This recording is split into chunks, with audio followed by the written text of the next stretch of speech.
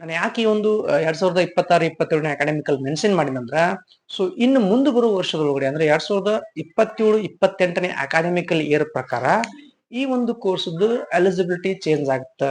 ಯಾವ ತರ ಆಗುತ್ತಂದ್ರ ಈ ನಮಸ್ಕಾರ ಸ್ನೇಹಿತರೆ, ಎಲ್ಲರಿಗೂ ಕೂಡ ನಮ್ಮ ಚಾನಲ್ಗೆ ಸ್ವಾಗತ. ಯಾರೆಲ್ಲ ವಿದ್ಯಾರ್ಥಿಗಳು ಹೊಸದಾಗಿ ನಮ್ಮ ಚಾನಲ್ ವಿಸಿಟ್ ಮಾಡಿದ್ರಲ್ಲ, ನಮ್ಮ ಚಾನಲ್ ಸಬ್ಸ್ಕ್ರೈಬ್ ಮಾಡೋದನ್ನ ಮರಿಬೇಡಿ. ಹಾಗಾದ್ರೆ ಇವತ್ತು ನಾವು ಡಿಸ್ಕಷನ್ ಮಾಡ್ತಾ ಇರುವಂತಹ ಟಾಪಿಕ್ ಏನಪ್ಪಾ ಅಂತಂದ್ರೆ ಮೆಡಿಕಲ್ ರಿಲೇಟೆಡ್ ಇರುವಂತಹ ಒಂದೊಳ್ಳೆ ಡಿಪ್ಲೊಮೊ ಕೋರ್ಸಿನ ಬಗ್ಗೆ ಇವತ್ತು ನಾವು ಡಿಸ್ಕಷನ್ ಮಾಡ್ತಾ ಇದ್ವಿ. ಆ ಕೋರ್ಸ್ ಯಾವ್ದಪ್ಪ ಅಂದ್ರ DMLT. DMLT ಅಂದ್ರೆ ಏನು ಅಂತ ಹೇಳಿ ಈ ಒಂದು ವಿಡಿಯೋದಲ್ಲಿ ನಾವು ಸಂಪೂರ್ಣ ಮಾಹಿತಿ ಕೊಡ್ತಾ ಹೋಗ್ತೀವಿ. ಅಂದ್ರೆ DMLT ಅಂದ್ರೆ ಏನು, ಆ ಒಂದು ಕೋರ್ಸ್ ನ ಮುಗಿಸಿದ್ರೆ ನಾವು ಏನ್ ಕೆಲಸ ಮಾಡಬಹುದು, ಅಥವಾ ಆ ಕೋರ್ಸ್ ನ ಮಾಡ್ಲಿಕ್ಕೆ ನಾವು ಏನ್ ಎಲಿಜಿಬಿಲಿಟಿನ ಹೊಂದಿರಬೇಕು, ಆಮೇಲೆ ಆ ಕೋರ್ಸ್ ನ ಮಾಡಿದಾಗ ಅದ್ರೊಳಗಡೆ ಯಾವ್ಯಾವ ಸಬ್ಜೆಕ್ಟ್ ಗಳನ್ನ ನಾವು ಫೇಸ್ ಮಾಡ್ತೀವಿ, ಆಮೇಲೆ ಆ ಒಂದು ಕೋರ್ಸ್ ಡ್ಯೂರೇಷನ್ ಏನಿರ್ತತಿ, ಆಮೇಲೆ ಆ ಒಂದು ಕೋರ್ಸ್ ಮಾಡಿದ್ಮೇಲೆ ಅದರ ಜಾಬ್ ಆಪರ್ಚುನಿಟೀಸ್ ಗಳು ಯಾವ ತರ ಇರ್ತಾವ, ಅದರ ಹೈಯರ್ ಎಜುಕೇಶನ್ ಏನು, ಆಮೇಲೆ ಅದು ಸ್ಯಾಲರಿ ಸ್ಕೇಲ್ ಏನಿರ್ತದೆ ಅಂತ ಹೇಳಿ ಒಂದೊಂದಾಗಿ ಈ ವಿಡಿಯೋದಲ್ಲಿ ನಿಮ್ಗೆ ತಿಳಿಸ್ಕೊಂತ ಹೋಗ್ತೀವಿ. ಈ ಒಂದು DMLT ಅಂದ್ರೆ ಏನು, ಆಮೇಲೆ ಈ DMLT ಯ ಮುಖ್ಯ ಉದ್ದೇಶ ಏನಪ್ಪಾ ಅಂತ ಹೇಳಿ ಈಗ ನಿಮ್ಗೆ ಹೇಳ್ತಾ ಇದ್ದೀನಿ. ಮೊದಲಿಗೆ ಈ DMLT ಅಂತಂದ್ರೆ ಇದ್ರ full form diploma in medical laboratory technician ಅಂತ ಕರಿತೀವಿ ನಾವು. ಈ ಒಂದು ಕೋರ್ಸು PMB ಅಂದ್ರ ಪ್ಯಾರಾಮೆಡಿಕಲ್ ಬೋರ್ಡ್ ಅಂಡರ್ ಒಳಗಡೆ ಅಫಿಲಿಯೇಟೆಡ್ ಆಗಿರ್ತದ. ಈಗಾಗಲೇ ಆ ಒಂದು ಬೋರ್ಡ್ಗೆ ಇನ್ನೊಂದು ಹೆಸರು ಕೂಡ ಬಂದಿದೆ, ಅಂದ್ರ ಅಲೈಡ್ ಹೆಲ್ತ್ ಪ್ರೊಫೆಷನಲ್ ಕೋರ್ಸ್ ಅಂತ ಕೂಡ ನಾವು ಕರಿಬಹುದು ಆ ಒಂದು ಬೋರ್ಡ್ಗೆ. ಈ ಒಂದು ಕೋರ್ಸ್ನ ಮುಗಿಸಿದವರು ಏನೆಲ್ಲ ಕೆಲಸ ಮಾಡ್ತಾರ ಅಂತಂದ್ರ, ಈ ಒಂದು ಕೋರ್ಸ್ನ ಮುಗಿಸಿದವರು ಈ ಒಂದು ಮೆಡಿಕಲ್ ಲ್ಯಾಬ್ಸ್ ಗಳು ಇರ್ತಾವ, ಅಂದ್ರೆ ಹಾಸ್ಪಿಟಲ್ ಒಳಗಡೆ ಲ್ಯಾಬ್ ಗಳು ಇರ್ತಾವಲ್ಲ, ಆ ಲ್ಯಾಬ್ ಒಳಗಡೆ ಆ ಒಂದು ಬ್ಲಡ್ ಟೆಸ್ಟ್ ಆಗಿರ್ಬೋದು ಅಥವಾ ಯೂರಿನ್ ಟೆಸ್ಟ್ ಆಗಿರ್ಬೋದು, ಆ ಒಂದು ಟೆಸ್ಟ್ ನ ಮಾಡುವಂತಹ ನರ್ಸ್ ಆಗಿ ವರ್ಕ್ ಮಾಡ್ತಾರ ಅಥವಾ ಟೆಕ್ನಿಷಿಯನ್ ಆಗಿ ಇವರು ವರ್ಕ್ ಮಾಡ್ತಾರ ಈ ಒಂದು ಕೋರ್ಸ್ ನ ಮುಗಿಸಿದ ಮೇಲೆ. ಹಾಗಾದ್ರೆ ಈ ಒಂದು ಕೋರ್ಸ್ ನ ಮುಗಿಸ್ಲಿಕ್ಕೆ ಏನು ನಾವು ಎಲಿಜಿಬಿಲಿಟಿನ ಹೊಂದಿರಬೇಕು, ಅಥವಾ ಈ ಒಂದು ಕೋರ್ಸ್ ನಲ್ಲಿ ಅಡ್ಮಿಟ್ ಆಗ್ಲಿಕ್ಕೆ ನಾವು ಏನ್ ಎಲಿಜಿಬಿಲಿಟಿನ ಹೊಂದಿರ್ಬೇಕಂತಂದ್ರ, ಈ ಒಂದು 2026-27 ಅಕಾಡೆಮಿಕಲ್ ಇಯರ್ ವರೆಗೂ ನಾವು ಇದರ ಎಲಿಜಿಬಿಲಿಟಿ ಏನಿತ್ತಂದ್ರ, ಇದರ ಎಲಿಜಿಬಿಲಿಟಿ SSLC ಮಾಡಿದವರು ಕೂಡ ಈ ಒಂದು ಕೋರ್ಸ್ ನ ಮಾಡ್ಲಿಕ್ಕೆ ಬಹಳಷ್ಟು ಅವಕಾಶಗಳಿತ್ತು. ಅಂದ್ರೆ ಇನ್ನೂವರೆಗೂ ಯಾರೆಲ್ಲ ವಿದ್ಯಾರ್ಥಿಗಳು 2026 ಅಕಾಡೆಮಿಕಲ್ ಇಯರ್ ಒಳಗಡೆ SSLC ನ ಮುಗಿಸಿದಿರಲ್ಲ, ಅವ್ರಿಗೂ ಕೂಡ ಇನ್ನು ಅವಕಾಶ ಇದೆ ಈ ವರ್ಷದೊಳಗಡೆ. ಅಂದ್ರೆ ನಾ ಹೇಳ್ತಾ ಇರೋದು 2026 ಅಕಾಡೆಮಿಕಲ್ ಇಯರ್ ಒಳಗಡೆ ಇನ್ನೂ ಕೂಡ ಅವಕಾಶ ಇದೆ. ನೀವೇನಾದ್ರೂ ಈ ವಿಡಿಯೋ ನೋಡಿದ್ಮೇಲೆ ನಿಮ್ಗೆ ಏನಾದ್ರು DMLT ಮಾಡ್ಬೇಕಂತ ಅನ್ಸ್ತಂದ್ರ you can choose the DMLT course. ಇದಾದ್ಮೇಲೆ ನಾನು ಯಾಕೆ ಈ ಒಂದು 2026-27 ಅಕಾಡೆಮಿಕಲ್ ಮೆನ್ಷನ್ ಮಾಡಿದಂದ್ರ, ಇನ್ನು ಮುಂದೆ ಬರುವ ವರ್ಷದೊಳಗಡೆ ಅಂದ್ರೆ 2027-28 ಅಕಾಡೆಮಿಕಲ್ ಇಯರ್ ಪ್ರಕಾರ ಈ ಒಂದು ಕೋರ್ಸ್ ಎಲಿಜಿಬಿಲಿಟಿ ಚೇಂಜ್ ಆಗುತ್ತೆ. ಯಾವ ತರ ಆಗುತ್ತಂದ್ರ, ಈ ಒಂದು ಎಲಿಜಿಬಿಲಿಟಿ ನಾವು PU ಸೈನ್ಸ್ ಮೇಲೆ ತಗೋಬೇಕಾಗ್ತದೆ. ಅಂದ್ರೆ ನಾವೇನಾದ್ರೂ ಪ್ಯಾರಾಮೆಡಿಕಲ್ ಒಳಗಡೆ DMLT ಮಾಡ್ಬೇಕಂತಿದ್ರಂದ್ರ ನೀವು ಇದನ್ನ ಕೋರ್ಸ್ ಮಾಡ್ಬೇಕಂತಿದ್ರಂದ್ರ ನೀವು PUC ಸೈನ್ಸ್ ಮುಗಿಸಿರ್ಬೇಕು, ಅದರೊಳಗೆ ನಿಮ್ಮ ಕಾಂಬಿನೇಷನ್ PCMB ನ ಹೊಂದಿರಬೇಕು. ಅಂದಾಗ ಮಾತ್ರ ನೀವು DMLT ನ ಮಾಡ್ಲಿಕ್ಕೆ ನಿಮಗೆ ಅವಕಾಶಗಳು ಇರ್ತಾವ. ಹಾಗಾದ್ರೆ ಈ ಒಂದು ಕೋರ್ಸ್ ನ ಮಾಡ್ಲಿಕ್ಕೆ ನಾವು ಎಷ್ಟು ಪರ್ಸೆಂಟೇಜ್ ನ ಹೊಂದಿರಬೇಕು ಅಂತಂದ್ರ, ನಾವು ಅಪ್ರಾಕ್ಸಿಮೇಟ್ಲಿ ಅಥವಾ ಮಿನಿಮಮ್ ನಾವು 45+% ನಾವು ಪ್ರೀವಿಯಸ್ ಒಳಗಡೆ ಹೊಂದಿರ್ಬೇಕಂದ್ರೆ ನೀವು SSLC ಒಳಗಡೆ ಮಾಡಿರ್ಬೋದು ಅಥವಾ PU ಸೈನ್ಸ್ ಒಳಗಡೆ ಆದ್ರೂ ಮಾಡಿರ್ಬೋದು. ನೀವು ಅಪ್ರಾಕ್ಸಿಮೇಟ್ಲಿ 45% ತಗೊಂಡಿರ್ಬೇಕಾಗ್ತದ. ಅದಾದ್ಮೇಲೆ ಈ ಒಂದು ಕೋರ್ಸಿನ ಏಜ್ ಲಿಮಿಟ್ ಅಂದ್ರೆ ಏಜ್ ಎಲ್ಲಿವರೆಗೂ ಲಿಮಿಟ್ ಇರ್ತೈತಿ, ಮಿನಿಮಮ್ ಏಜ್ ಏನು ಮ್ಯಾಕ್ಸಿಮಮ್ ಏಜ್ ಏನಪ್ಪಾ ಅಂತಂದ್ರ, ಮಿನಿಮಮ್ ಏಜ್ ಇದ್ರದ್ದು 16+ ಅಥವಾ 17 ಇರ್ಬೇಕಾಗ್ತದ. ಮ್ಯಾಕ್ಸಿಮಮ್ ಏಜ್ ಏನಪ್ಪಾ ಅಂದ್ರ 35 ಕಿನ ಕೆಳಗಡೆ ಇರಬೇಕು. ಅಂದಾಗ ಮಾತ್ರ ನಾವು ಈ ಒಂದು ಕೋರ್ಸ್ ನ ಮಾಡ್ಲಿಕ್ಕೆ ಎಲಿಜಿಬಲ್ ಆಗ್ತೀವಿ. ಹಾಗಾದ್ರೆ ಇದು ಎಲಿಜಿಬಿಲಿಟಿ ಕ್ರೈಟೇರಿಯಾ ಆದ್ರೆ ಈ ಒಂದು ಕೋರ್ಸ್ ನ ಮಾಡಿದ ಮೇಲೆ ನಾವು ಎಷ್ಟು ವರ್ಷ ಈ ಕೋರ್ಸ್ ನ ಕಲಿಬೇಕಂತ ಕೇಳಿದ್ರೆ, ನಾವೇನಾದ್ರೂ SSLC ಮೇಲೆ ಮಾಡ್ತೀನಿ ಅಂತಂದ್ರ ಕೋರ್ಸಿಗೆ ಡ್ಯೂರೇಷನ್ ನಿಮ್ದು 3 ವರ್ಷ 3 ತಿಂಗಳು ಇಂಟರ್ನ್ಶಿಪ್ ಇರ್ತದ. ಅಂದ್ರ 3+3 ಮಂತ್ ಕೋರ್ಸ್ ಇದಾಗಿರ್ತದ ನೀವು SSLC ಮೇಲೆ ಮಾಡ್ತಾ ಇದ್ರಿ ಅಂತಂದ್ರ. ಇನ್ ಕೇಸ್ ನಾವೇನಾದ್ರು PU ಸೈನ್ಸ್ ಮೇಲೆ ಮಾಡ್ತಾ ಇದೀವಿ ಅಂತಂದ್ರ ನಿಮಗೆ ಇಲ್ಲಿ 2+3 ಮಂತ್ ಇಂಟರ್ನ್ಶಿಪ್ ಇರ್ತದ. ಅಂದ್ರೆ ನಿಮ್ಗೆ ಇಲ್ಲಿ 1 ವರ್ಷ ರೆಡ್ಯೂಸ್ ಆಗ್ತದ PU ಸೈನ್ಸ್ ಮೇಲೆ ಮಾಡಿದ್ರಿ ಅಂತಂದ್ರ. ನಿಮ್ಗೆ ಇಲ್ಲಿ ಲ್ಯಾಟರಲ್ ಎಂಟ್ರಿ ಅಂತ ಹೇಳಿ ಕನ್ಸಿಡರ್ ಮಾಡ್ತಾರ. ಇದಾಗಿತ್ತು ನಿಮ್ದು ಡ್ಯೂರೇಷನ್. ಇನ್ನು ನೆಕ್ಸ್ಟ್ ಬರುದು ಏನಪ್ಪಾ ಅಂದ್ರ ಈ ಒಂದು ಕೋರ್ಸ್ ಅನ್ನ ಮಾಡಿದಾಗ ನಾವು ಏನೆಲ್ಲಾ ಸಬ್ಜೆಕ್ಟ್ ಗಳನ್ನ ಫೇಸ್ ಮಾಡ್ತೀವಿ ಅಂತಂದ್ರ ಈ ಒಂದು DMLT ಕೋರ್ಸ್ ಒಳಗಡೆ ನಾವು 3 ವರ್ಷದೊಳಗಡೆ ಏನೆಲ್ಲಾ ಸಬ್ಜೆಕ್ಟ್ ಗಳನ್ನ ಫೇಸ್ ಮಾಡ್ತೀವಿ ಅಂತಂದ್ರ ಸೊ ಯಾರಾದ್ರೂ ನೀವೇನಾದ್ರೂ SSLC ಮೇಲೆ ಮಾಡ್ತೀನಿ ಅಂತಿದ್ರಂದ್ರ ಸೊ ನಿಮಗೆ ಇಲ್ಲಿ ಫಸ್ಟ್ನೇ ವರ್ಷಕ್ಕೆ ಏನೆಲ್ಲಾ ಸಬ್ಜೆಕ್ಟ್ ಗಳು ಬರ್ತಾವ ಅಂತಂದ್ರ ಮೊದಲನೇ ವರ್ಷದೊಳಗಡೆ 1ನೇ ಸಬ್ಜೆಕ್ಟ್ ನಿಮ್ದು ಫಿಸಿಕ್ಸ್ ಆಗಿರ್ತದ, ಆಮೇಲೆ ಕೆಮಿಸ್ಟ್ರಿ ಒಂದ್ ಸಬ್ಜೆಕ್ಟ್ ಇರ್ತದ, ಆಮೇಲೆ ಬಯಾಲಜಿ ಅನ್ನೋ ಒಂದು ಸಬ್ಜೆಕ್ಟ್ ಇರ್ತದ, ಆಮೇಲೆ ಇಂಗ್ಲಿಷ್ ಅನ್ನೋ ಒಂದು ಸಬ್ಜೆಕ್ಟ್ ಗಳನ್ನ ನೀವು ಇಲ್ಲಿ ಕಲಿತೀರಾ. ಅಂದ್ರೆ ಟೋಟಲ್ ಆಗಿ ನೀವು ಇಲ್ಲಿ 4 ಸಬ್ಜೆಕ್ಟ್ ಗಳನ್ನ ಫಸ್ಟ್ ಇಯರ್ DMLT ಒಳಗಡೆ ಕಲಿತೀರಾ.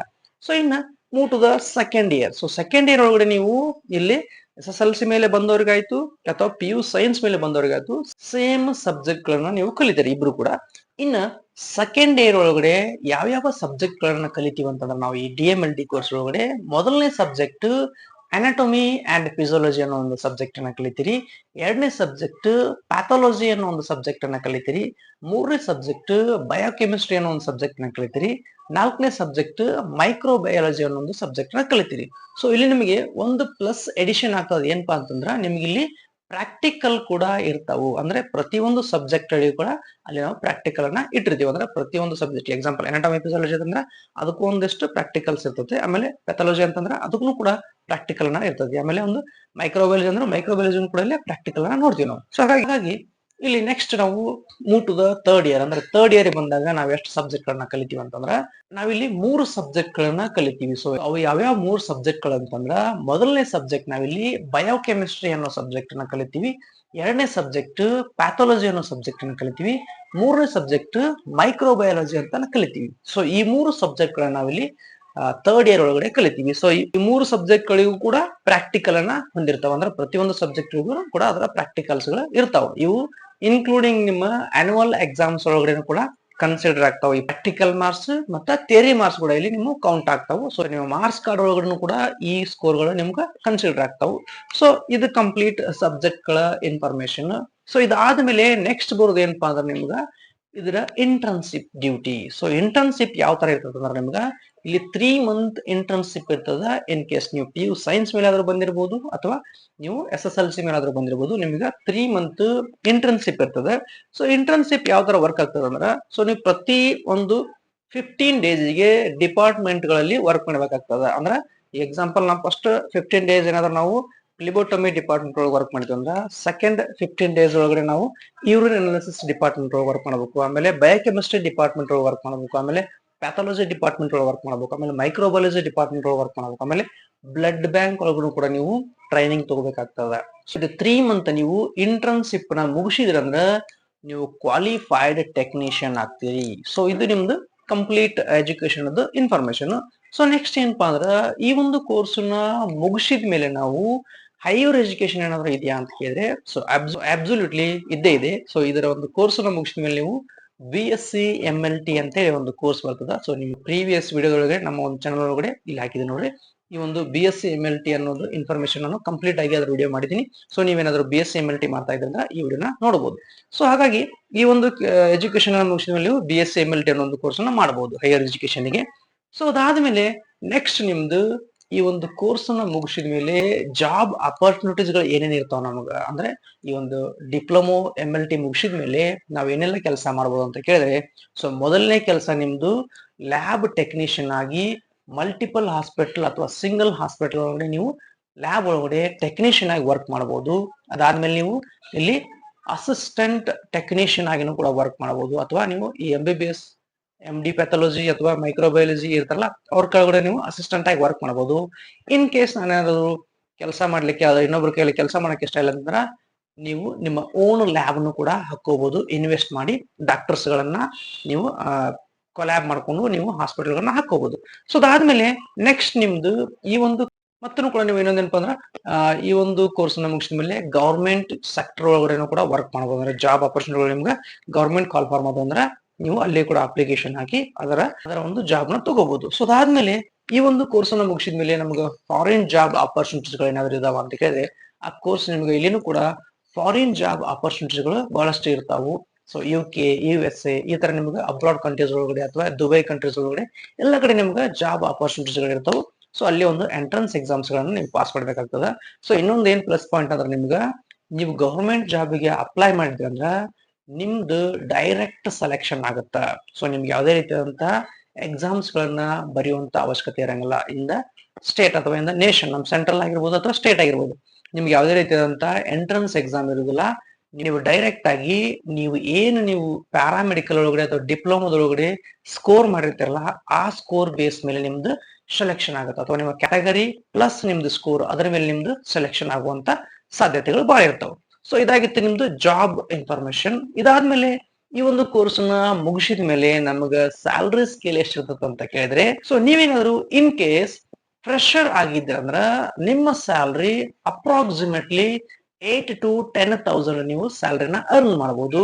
ಅದಾದ್ಮೇಲೆ ನಿಮ್ಮ ಎಕ್ಸ್ಪೀರಿಯನ್ಸ್ ಆದಂಗ ನಿಮ್ದು ಪರ್ ಮಂತ್ ನೀವು 15,000 20,000 ಈ ತರ ಅರ್ನ್ ಮಾಡ್ಕೊಂತ ಹೋಗ್ಬೋದು. ಸೊ ಇಷ್ಟೇನ ಸ್ಯಾಲರಿ ಅಂತ ಕೇಳಿದ್ರೆ, ಸೊ ನೀವು ಕಲ್ತಿರುವಂತ ಊರಲ್ಲಿ ಅಥವಾ ನಿಮ್ಮ ಊರಲ್ಲಿ ನೀವು ಕೆಲಸ ಮಾಡಿದ್ರೆ ನಿಮ್ಗೆ ಸ್ಯಾಲರಿ ಇಷ್ಟೇ ಇರ್ತದ. ಸೊ ಇನ್ ಕೇಸ್ ನೀವು ಬೆಂಗಳೂರು ಅಥವಾ ದೊಡ್ಡ ದೊಡ್ಡ ಡಯಾಗ್ನೋಸ್ಟಿಕ್ ಒಳಗಡೆ ಕೆಲಸ ಮಾಡಿದ್ರಂದ್ರ ನಿಮ್ಮ ಸ್ಯಾಲರಿ ಇನ್ಕ್ರೀಸ್ ಆಕೊಂತ ಹೋಗ್ತದೆ. ಅಂದ್ರೆ ಅಪ್ರಾಕ್ಸಿಮೇಟ್ಲಿ 20 to 25 35 ಈ ತರ ನಿಮ್ದು ಸ್ಯಾಲರಿ ಇನ್ಕ್ರೀಸ್ ಆಕೊಂತ ಆಗ್ತತಿ. ಓಕೆ, ಸೊ ಇನ್ ಕೇಸ್ ನೀವೇನಾದ್ರು ಬೆಂಗಳೂರಲ್ಲಿ ಕೆಲಸ ಮಾಡಿದ್ರೆ ಫ್ಲಿಬೋಟಮಿ ಡಿಪಾರ್ಟ್ಮೆಂಟ್ ಇರ್ತಾವ, ಅಂದ್ರೆ ಹೋಮ್ ಕಲೆಕ್ಷನ್ ಇರ್ತಾವ, ಅಥವಾ ದೊಡ್ಡ ದೊಡ್ಡ ಡಯಾಗ್ನೋಸ್ಟಿಕ್ ಥೈರೋ ಕೇರ್ ಅಥವಾ ಅಪೋಲೋ ಈ ತರ ಡಯಾಗ್ನೋಸ್ಟಿಕ್ ಇರ್ತಾವಲ್ಲ, ಸೊ ಅಲ್ಲಿ ಏನಾದ್ರು ನೀವು ಕೆಲಸ ಮಾಡ್ತಾ ಇದ್ರಂದ್ರೆ ನಿಮ್ ಸ್ಯಾಲರಿ ಇನ್ಕ್ರೀಸ್ ಆಕೊಂತ ಹೋಗ್ತದೆ. ಸೊ ನೀವು ಮೂರಲ್ಲೇ ನೀವು ಕೆಲಸ ಮಾಡ್ತಿದ್ರೆ ನಿಮ್ಮ ಸ್ಯಾಲರಿ ಅಪ್ರಾಕ್ಸಿಮೇಟ್ಲಿ 8 to 10,000 ನೀವು ತಗೋಬಹುದು.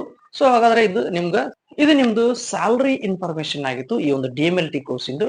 ಸೊ ಹಾಗಾದ್ರೆ ವಿದ್ಯಾರ್ಥಿಗಳೇ, ನೀವೇನಾದ್ರೂ ಈ ಒಂದು DMLT ಮಾಡ್ಬೇಕು, ನಾನು SSLC ಮುಗಿಸಿದೀನಿ ಅಥವಾ PU ಸೈನ್ಸ್ ಮಾಡಿದೀನಿ ಅಂತ ಹೇಳಿ DMLT ಮಾಡ್ಬೇಕಂತ ಅನ್ಕೊಂಡಿದ್ರಂದ್ರ, ಸೊ ನಿಮ್ಗೆ ಈಗ ಒಂದು ಗೋಲ್ಡನ್ ಆಪರ್ಚುನಿಟೀಸ್ ಏನಪ್ಪಾ ಅಂದ್ರ, ಇನ್ನು ಕೂಡ ಎಲ್ಲಾ ಕಾಲೇಜಸ್ ಒಳಗಡೆ ಅಡ್ಮಿಷನ್ಸ್ ಓಪನ್ಸ್ ಇದಾವು. ಸೊ ಯಾವ ವಿದ್ಯಾರ್ಥಿಗಳು DMLT ಮಾಡ್ಬೇಕು ಅನ್ಕೊಂಡಿದ್ರಲ್ಲ, ಕೆಳಗಡೆ ಕೊಟ್ಟಿರುವ ಡಿಸ್ಕ್ರಿಪ್ಷನ್ ನಲ್ಲಿ ನಮ್ಮ ನಂಬರ್ಗಳು ಇರ್ತಾವು. ಸೊ ನೀವು ನಂಬರ್ಗೆ ಕಾಂಟ್ಯಾಕ್ಟ್ ಮಾಡಿ ನಿಮಗೆ ಹತ್ತಿರದಲ್ಲಿರುವ ಕಾಲೇಜಸ್ ಆಗಿರ್ಬೋದು ಅಥವಾ ನಿಮ್ಮ ಒಂದು ಬಜೆಟ್ ಫ್ರೆಂಡ್ಲಿ ಇರುವಂತಹ ಕಾಲೇಜಸ್ ಗಳಿಗೆ ನಿಮ್ಮನ್ನ ಸಜೆಷನ್ ಮಾಡ್ತೀವಿ. ಸೊ ಇದಾಗಿತ್ತು complete information about DMLT. So ಇದೇ ರೀತಿ ವಿಡಿಯೋಸ್ ಗಳನ್ನ ನೋಡ್ತಾ ಇರಿ. ನಮ್ಮ ಚಾನಲ್ ಸಬ್ಸ್ಕ್ರೈಬ್ ಮಾಡೋದನ್ನ ಮರಿಬೇಡಿ. So thank you for watching this video. Please do subscribe. Thank you.